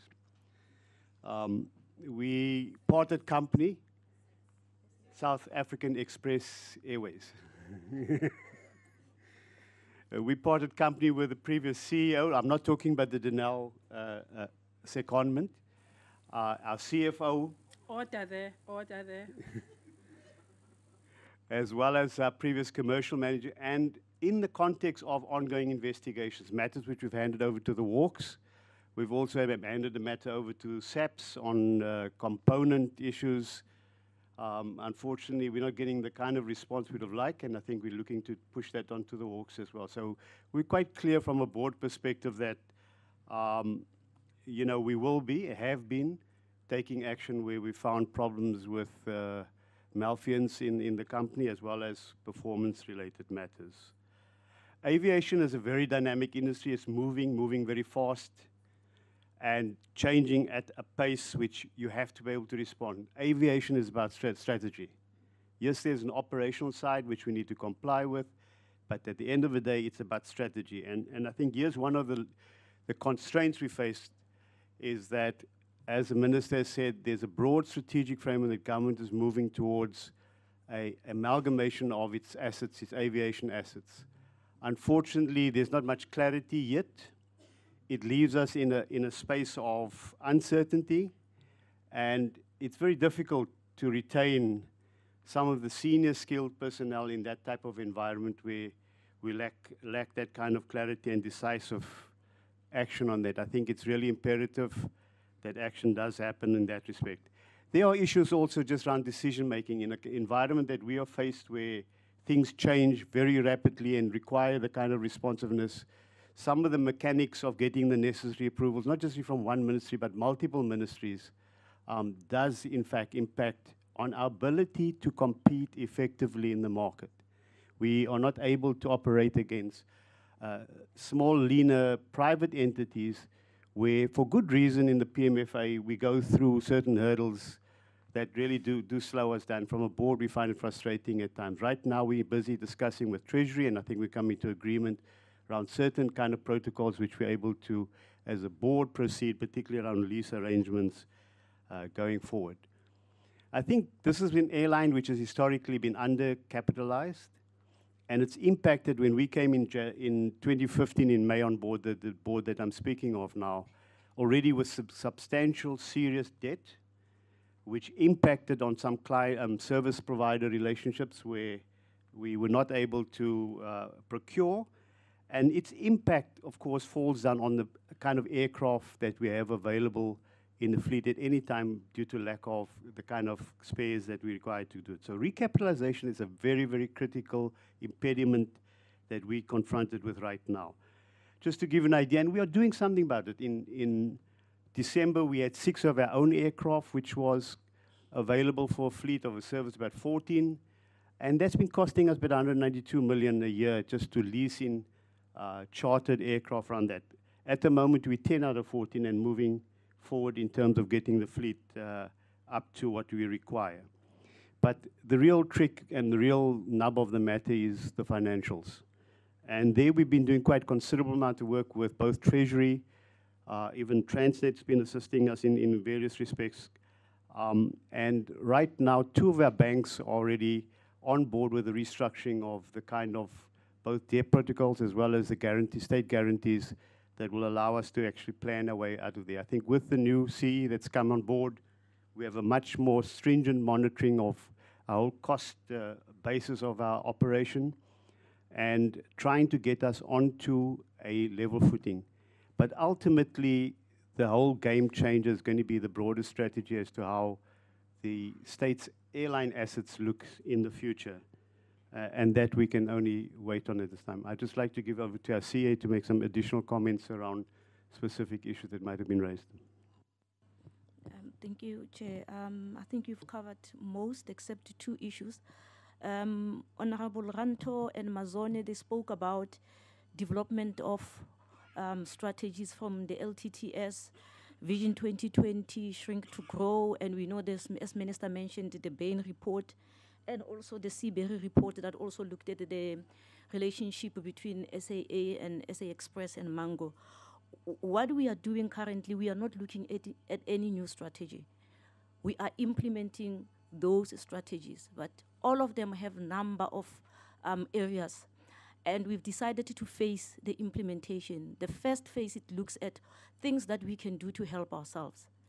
And as the Chair of SHEC indicated, our environment is the one that is forever evolving. So we've decided that we will adopt a strategy that looks at aircraft availability and aircraft reliability. And we look at those things, we monitor them on a daily basis. And I think that's the reason why we were able to improve from 6 to 10 within 4 weeks. But also with that, we wanted to improve our scheduled maintenance, because currently the reason why we're relying on charters is because we have a number of aircraft on the ground. We have a number of aircraft that are out of service. So we have introduced what we call the charter reduction plan. So on a daily basis, we say we want to fly our own metal, meaning we have to work hard in technical and ops to make sure that we get our own aircraft on air. Then as we do that, we reduce reliance on the charter. Charter reduction also comes with then the ability to improve on our on-time performance. I think one of the issues that we're taking a knock on is on customer satisfaction. We are also not able to increase pricing because we are not able to offer the customers reliability at all times. So if we improve on our on-time performance, we are able to satisfy the customers, and then we can then start looking at the prices.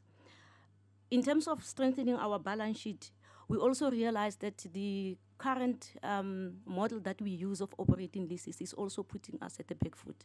So we are engaging the Shareholder Department and National Treasury to look at financing lease, but also to ensure that we look at asset-based financing. And the two lenders that we're talking to, they are promising in terms of working with us in that regard.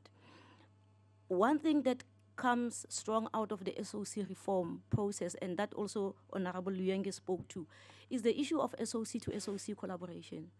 And I think our challenges currently gives us an opportunity to put that process into a test. So what we have done in terms of talking to the DINEL around the issues of the MRO, even Transnet, I think members are aware that Bombardier is currently producing 240 locomotives for Transnet. And we are also working with them in terms of the Q400. So we're looking at how can we leverage the Transnet buying power to make sure that we also benefit in terms of the parts exchange program. Not only are we talking to Bombardier around that, we're also talking to Lufthansa Technics, all the OEMs that are doing work with us to see how we can leverage those relationships. So I think, as the Chair indicated, the airline has a history, but at the same time, it has committed employees. But we are not also able to retain most of them because we have a moratorium that was put to the company in 2014 of no salary increment. And in an environment that is evolving, we're losing pilots, we're losing technicians, we're losing engineers. So we needed to find a way of maintaining that skill within the company. Thank you, Chair. Thank you very much. Yes, Chair, next, sir. Mark Craig McDonald on behalf of Transnet. I think there were just 2 points that we needed to respond to. Remind me your position. I'm the Group Executive Business Services. Thank you. One was regarding suspensions, just to assure the committee that any senior suspensions. We've got an independent service provider that will handle the disciplinary inquiry, and the findings of that inquiry are presented to a subcommittee of the board. At the moment, I think I'm aware of 4 people at a GM level and above that are currently on suspension, and those disciplinary inquiries are in progress.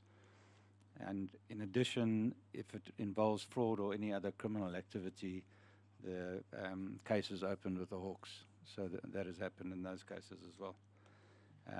The other question was relating to the capital expenditure at Saldanha Bay.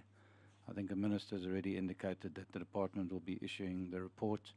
We'll obviously assist to make sure that that's as current as possible.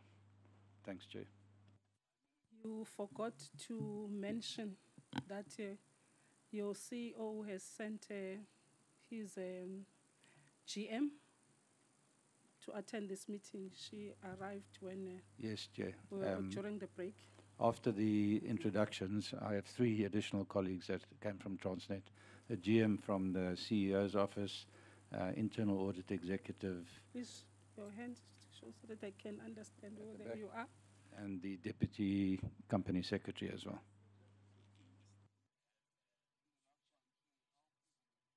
To introduce themselves. Thank you, honorable members. My name is Cleopatra Shicega, the GM in the Group Chief Executive's office. We apologize for being late. SAA took off at 6:30 only. That's why we got here a bit late. Thank you.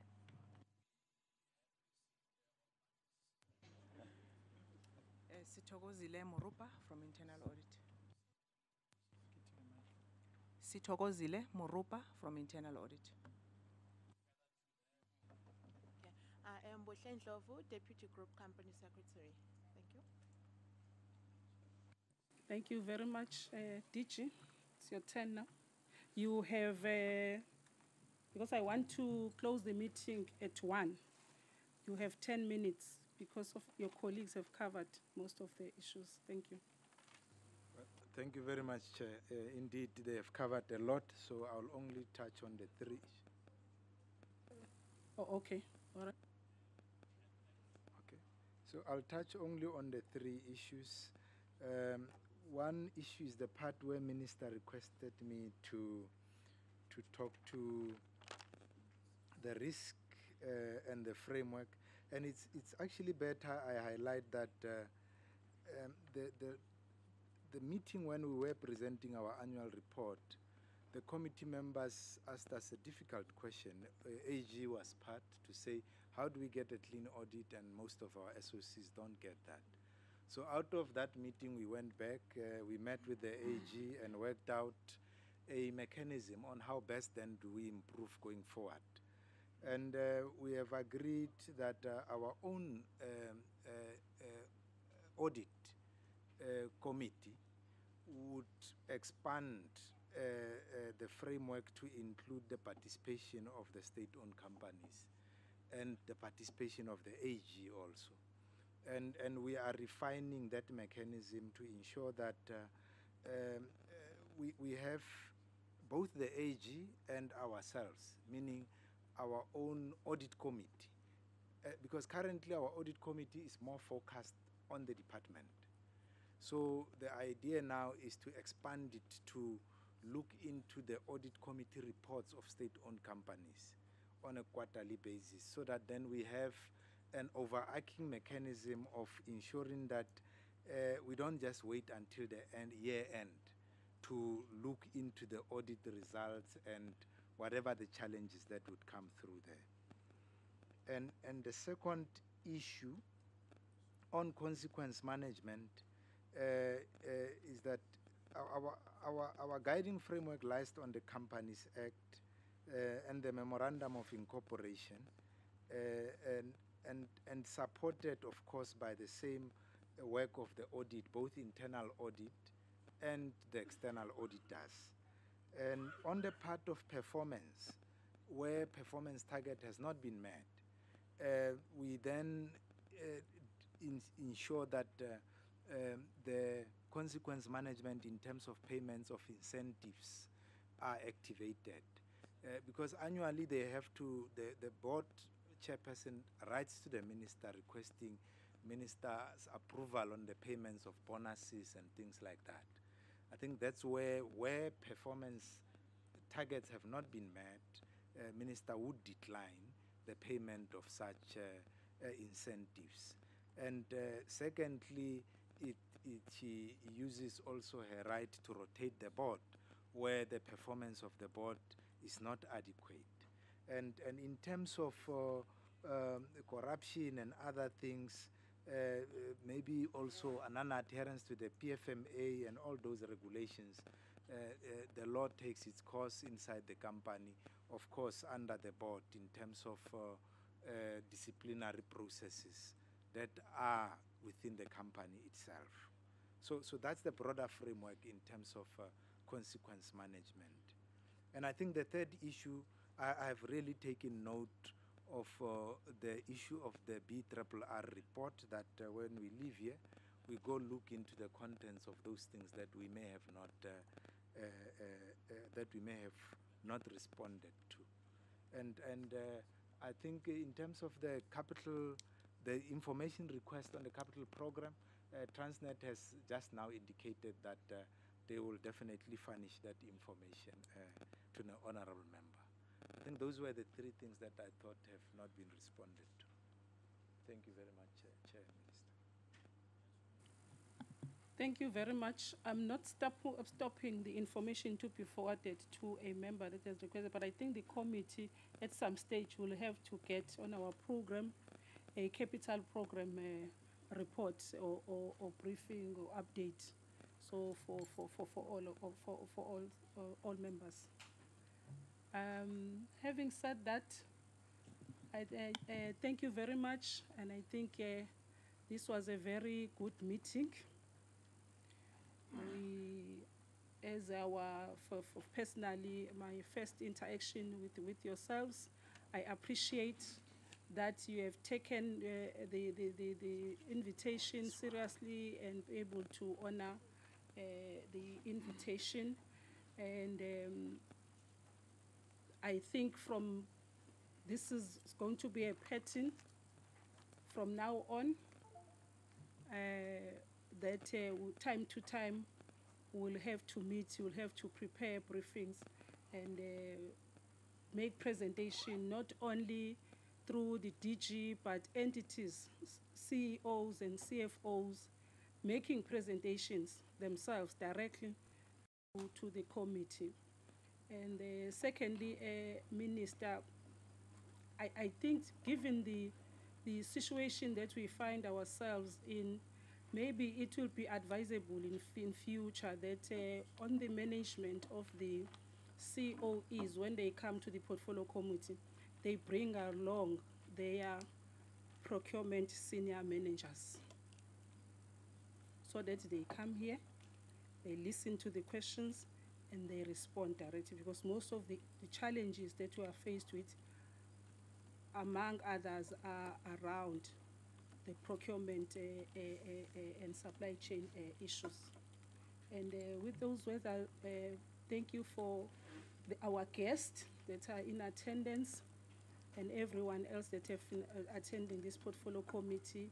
And the meeting, after this, after we adjourn, we go for a break, and then the committee will come back as a reminder, as an announcement, at 1400 hours. The venue is still the same for the inquiry. And from myself, as the chair of the portfolio committee, thank you very much. The meeting is adjourned.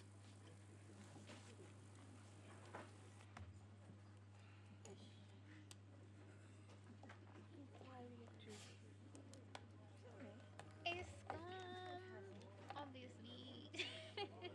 It's gone. I'll put it in for now. And tomorrow morning at 9:30. Lucky Montana.